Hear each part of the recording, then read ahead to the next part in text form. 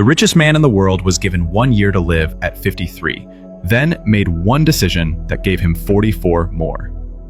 John D. Rockefeller built an empire that would make him history's first billionaire.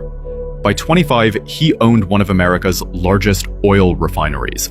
By 31, he was the world's biggest oil refiner. By 38, he controlled 90% of all oil refined in the United States. Every decision was calculated. Every relationship was leverage.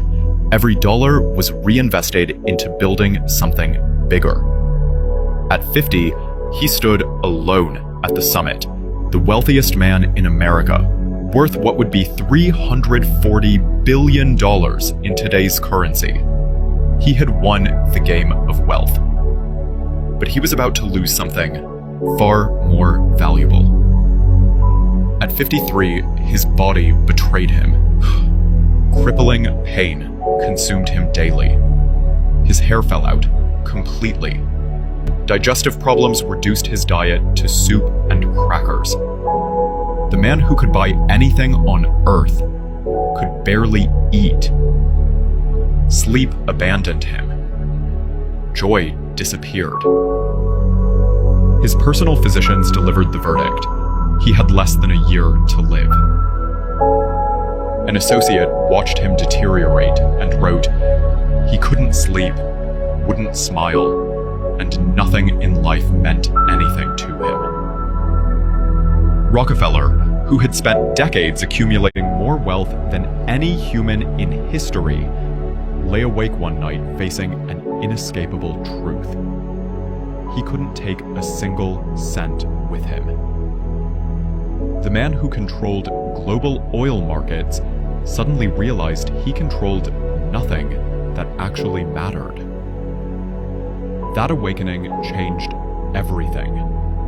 He called his lawyers and accountants with stunning instructions: restructure his fortune for hospitals, medical research, and charitable work.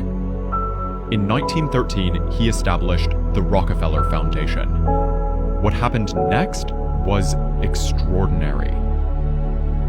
The foundation funded the research that brought penicillin to the world, saving countless millions of lives.